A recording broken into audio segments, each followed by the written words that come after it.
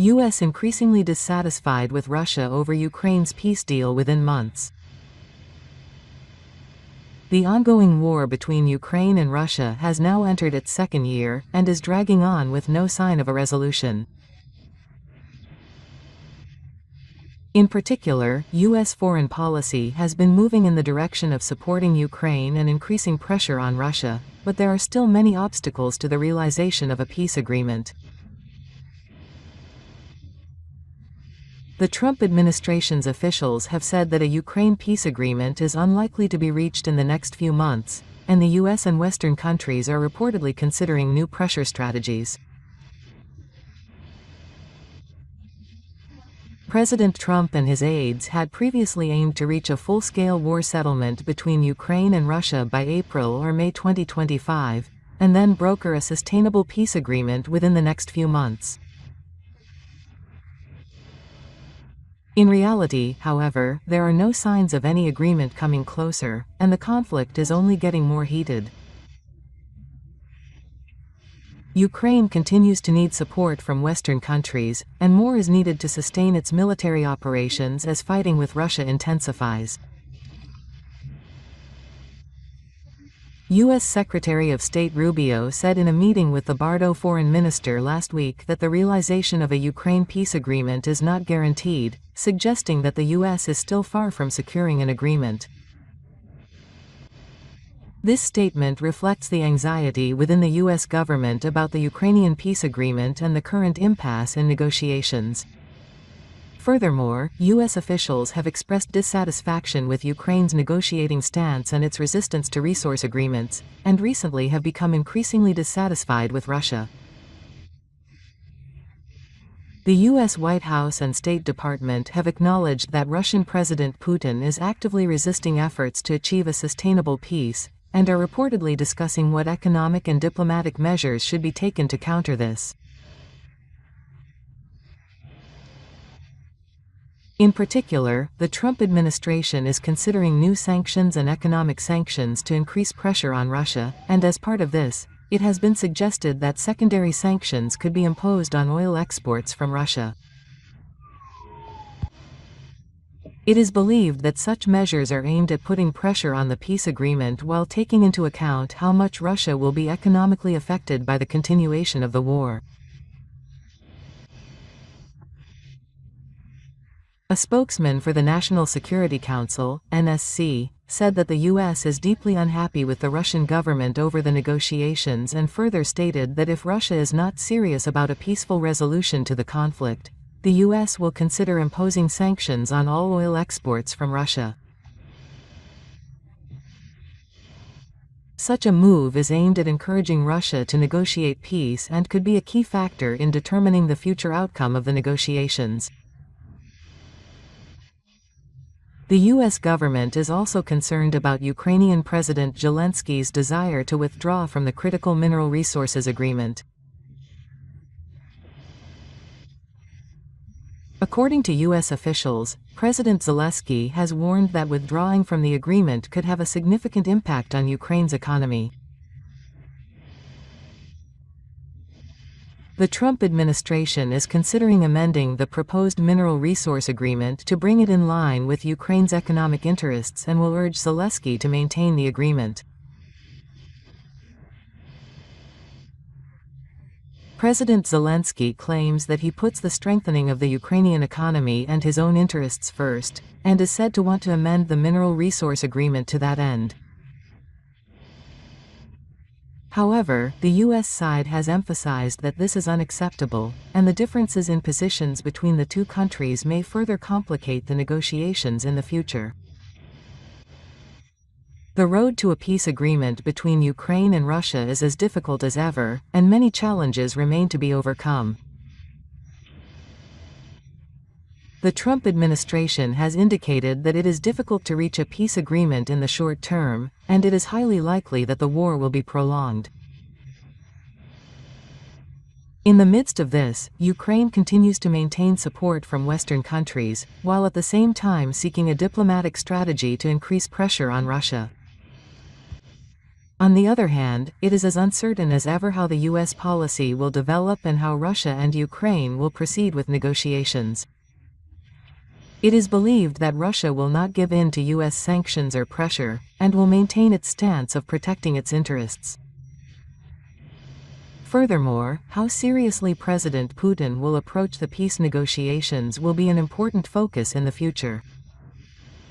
The Ukrainian conflict is not just a military confrontation, but has developed to a scale that can be called an international diplomatic war. While the US and other Western countries are strengthening sanctions and diplomatic pressure on Russia, they are urging the Ukrainian side to revise the agreement to take economic interests into consideration. The road to a peaceful resolution in this conflict is as long as ever, and the outcome of the future Ukrainian conflict will be greatly influenced by how each country's diplomatic efforts develop. Zelensky, whose name has been ravaged by the yen, is preparing for a rematch. Then his arch-enemy Toamp has presented him with a decision. It seems that Ukrainian President Volodymyr Zelensky has made up his mind. He will not continue as president by extending the exemption while disappearing, but rather will carry out a presidential campaign and lead Ukraine as a rematch president with a permanent residence. The exemption will be lifted in early May.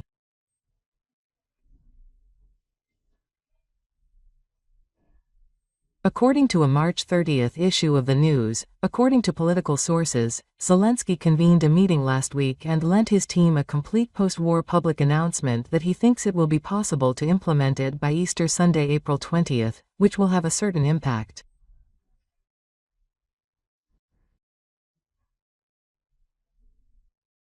It has also been pointed out that the first confirmation may be made on May 5th, the deadline for the parliamentary vote for the exemption from the yen, which expires on May 8th. In other words, it will be a secret declaration that the exemption from the yen has been lifted and the presidential election process will begin. The exact timing of the presidential campaign varies depending on the source, but most people believe that Zelensky is aiming for the summer. Furthermore, the law requires that the election period must be at least 60 days, so the earliest possible date is early July. However, some sources say that the campaign must continue for 3 months. This is said to be the period that election officials have told Congress to allow for the necessary time to redraw the voter rolls in the midst of a war.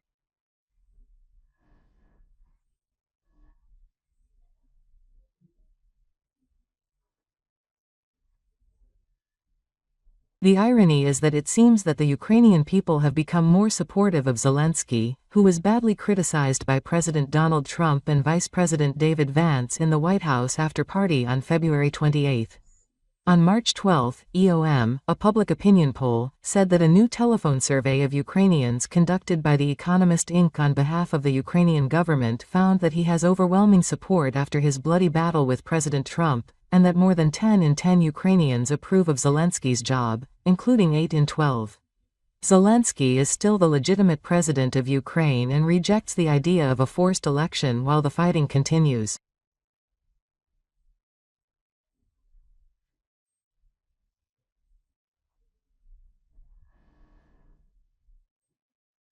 Even more surprising, according to the Surin survey, if the election were held today, Zelensky would win, beating the popular former General Valery Zarzhiny. Considering that Zelensky was reported to have the upper hand earlier this year, Trump and others have helped Zelensky. Perhaps this increased sensitivity towards Zelensky in Ukraine led Zelensky to decide that rather than continuing the war, he would have a good chance of rematching by calling a full ceasefire and going through the process of lifting the ceasefire agreement and holding a presidential election. There is also speculation that if the presidential election can be held early, it will be possible to predict delays in preparations for rival candidates and develop the fortunes to his advantage. The presidential war and the long road to a However, even if the ceasefire agreement is lifted in early May, holding the presidential election will not be so easy. There is also the problem of how to vote for the millions of voters living in the US and those living in areas occupied by Russia and the Soviet Union. If the ceasefire agreement is lifted, men who are currently banned from going abroad may leave the country one after another.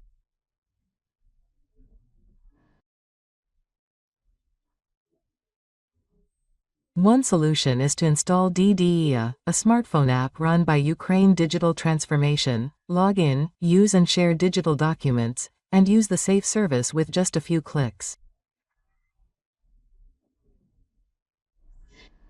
However, this would not only raise transparency issues, but would also require constitutional amendments.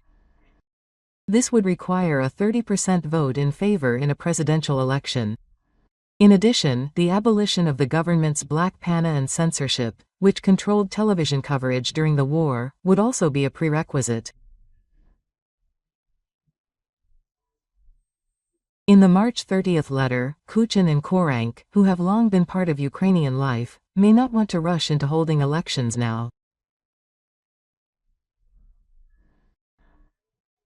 They probably both wrote that if elections were held, Zelensky would face a challenge.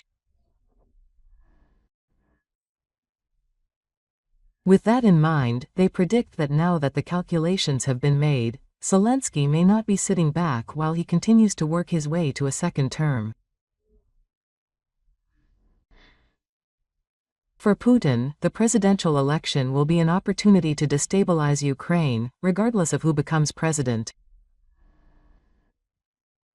On the other hand, Trump can have the achievement of bringing about a complete ceasefire and even a presidential election if the presidential election can be held. Even if Zelensky fights again, the United States may be able to make a name for itself by shifting the focus of the Ukraine issue to Europe. The presidential administration denies the July election. The day after I wrote this, that is, on March 31st, EBC Ukraine reported that the presidential administration stated that the information contained in the ZOM article introduced here was included.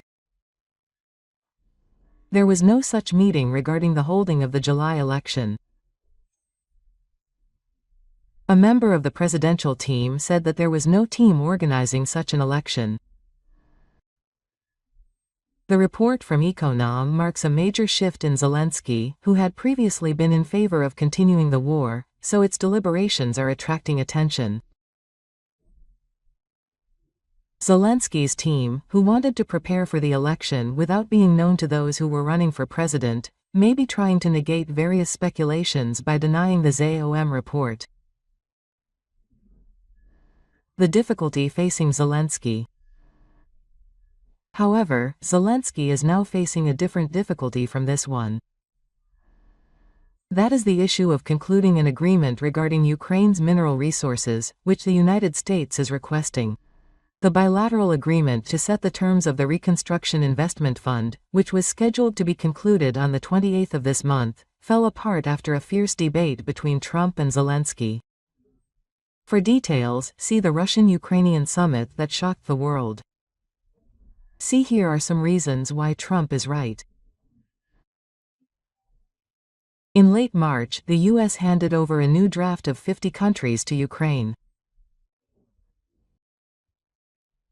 The new draft will establish the U.S.-Ukraine Reconstruction Investment Fund in the form of a partnership. According to various reports, the contents of the new draft are as follows. The U.S. has not included any security guarantees for Ukraine, which is what Zelensky wants most. The agreement will cover all natural resources, including oil and gas, throughout Ukraine.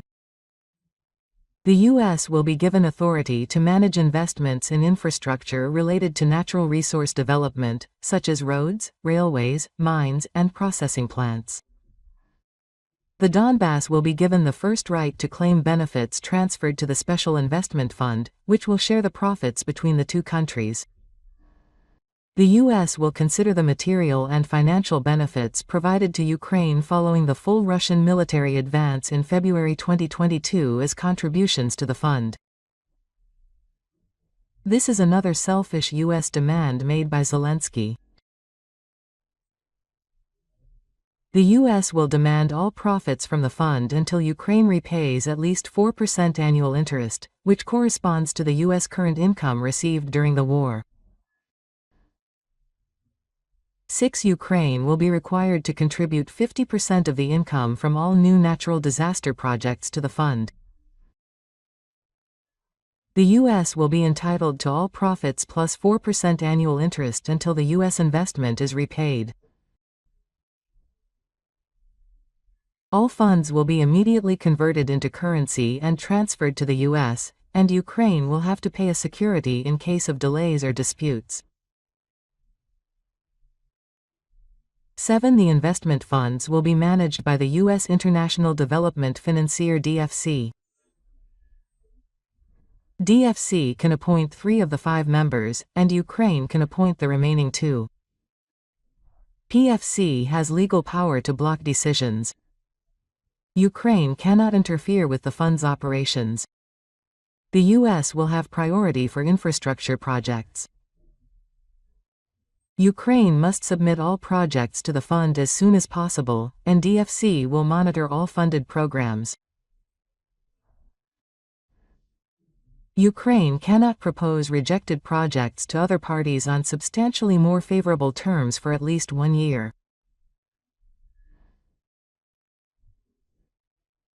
U.S. officials have said that the U.S. will have the right to buy Ukraine's mineral and petroleum products on commercial terms before other parties, regardless of whether they fund the project or not. The U.S. will have veto power over resource sales to other countries.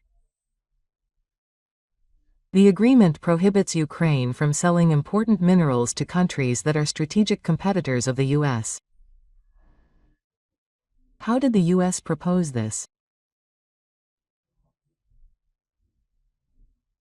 Roman Sremeta, president of the American University in Moscow, wrote in an article that the new version of the U.S.-Ukraine Agreement on Resources would effectively make Ukraine a U.S. citizen.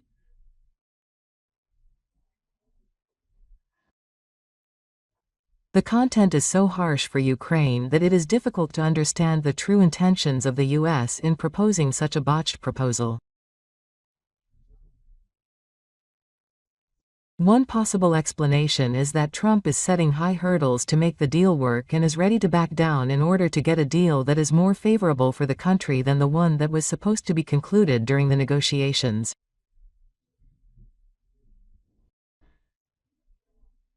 The second possibility is that he is trying to crush Zelensky by insisting on signing the agreement in its current form or close to it and will only provide the minimum amount of information. In this case, Zelensky will be forced to sign the new draft and be asked to ratify it as a treaty in Parliament. If things continue as they are, there is a high possibility that Zelensky will oppose it, which will cause pain and immobilization. The possibility of the true draft was originally intended to be rejected by Zelensky, and Trump, mindful of this, will take a tough stance such as halting military aid and halting the provision of war-related information, weakening Ukraine's position on the one hand, while gaining an opening to accelerate the repair of relations with Russia. The days are narrow for Zelensky to move forward. The ball has already been thrown to Zelensky. What will he do? If he refuses, the Trumps will rebel and stop military aid to Ukraine, and the already lost Ukraine war may come more decisively and sooner. As I wrote during the time when Europe is rushing to join the military as Russia advances, Europe has not even decided to supply ammunition worth 5 billion euros, about $5.4 billion, and if it is not likely that Europe will actively provide military aid to Ukraine, there is even a possibility that the Ukrainian war will end with a complete victory for Russia. If Zelensky accepts the new draft at face value, he will face a strong backlash from within the country and it will be difficult to pass the draft in parliament. However, he needs to obtain enough information from the United States to convince the parliament. Of course, even if he runs for president, he will not be able to win the support of the people. For Zelensky, he will probably have no choice but to negotiate persistently with the United States while keeping an eye on the domestic political situation and determining what the support from European countries will be. What is important at this time is the information that Zelensky has already decided to form a full coalition, solidify the transition to lifting the restrictions, and settle the presidential election in July, as mentioned above. If this is true, the response of the United States to the new draft will be somewhat advantageous for Zelensky, who intends to run for president in the summer, in the upcoming elections. What will be important at this time is how Europe will respond. It is also interesting to see whether Europe, which has supported Reiner like the United States after understanding the roughness of the draft, will start to revise its contents in order to get the United States to follow suit. Furthermore, it will be important to see to what extent the countries will provide military support to Ukraine and how they will specifically commit to the security of Ukraine after the temporary ceasefire or after peace.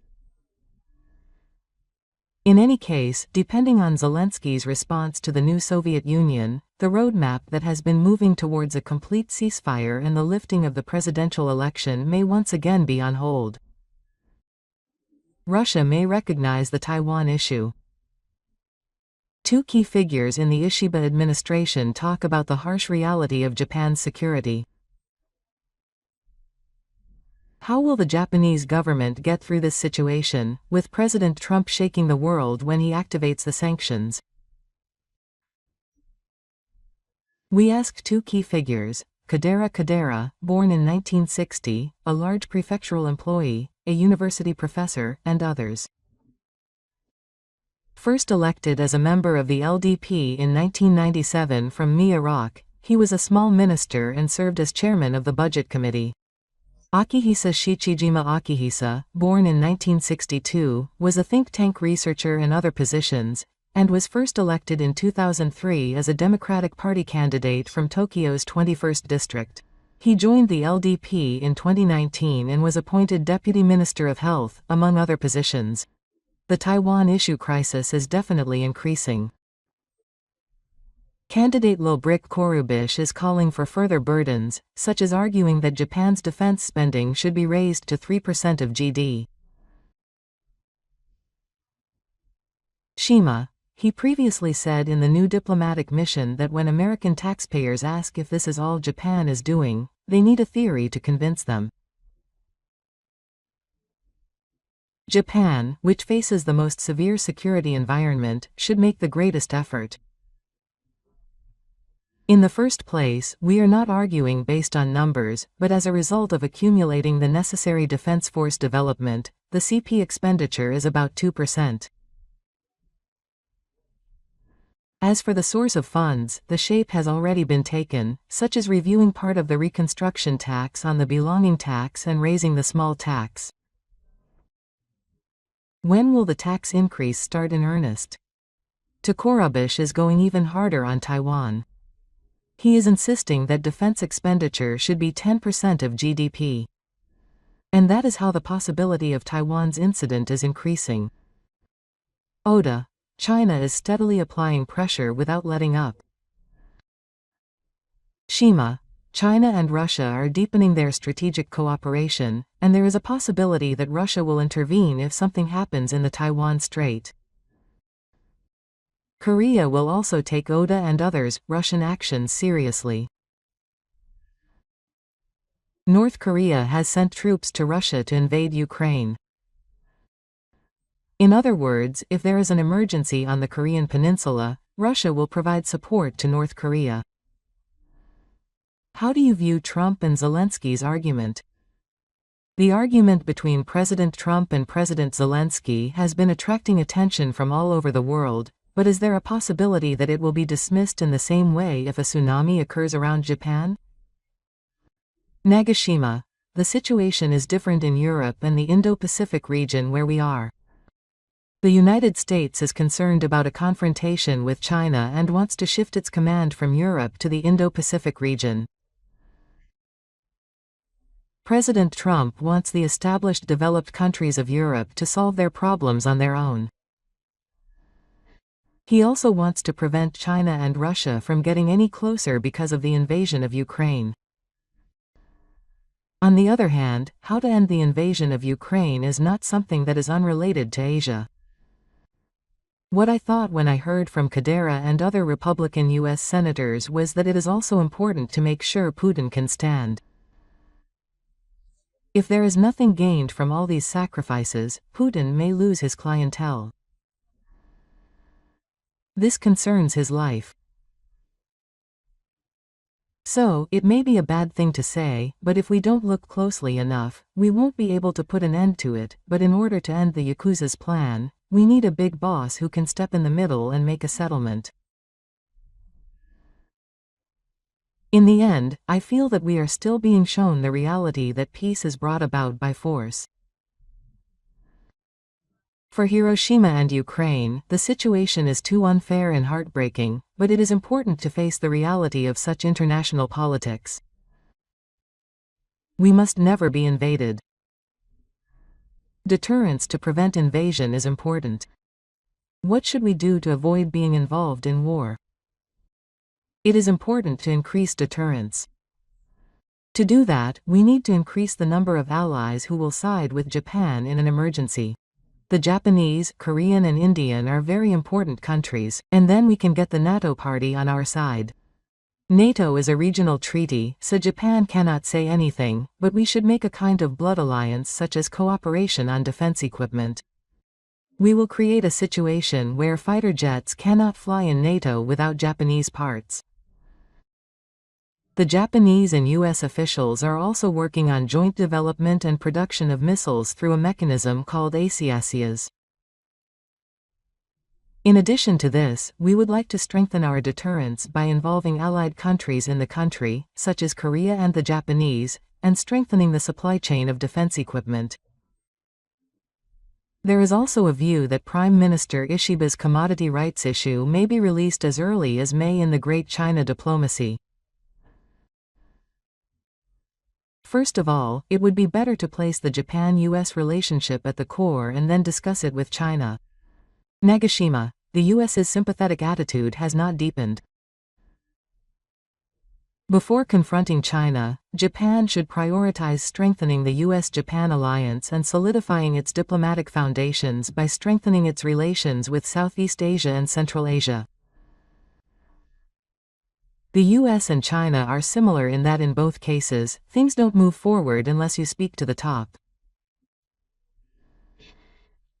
They are not the type to build things up from the bottom up, so internal stability is also necessary to ensure solid diplomacy. This time,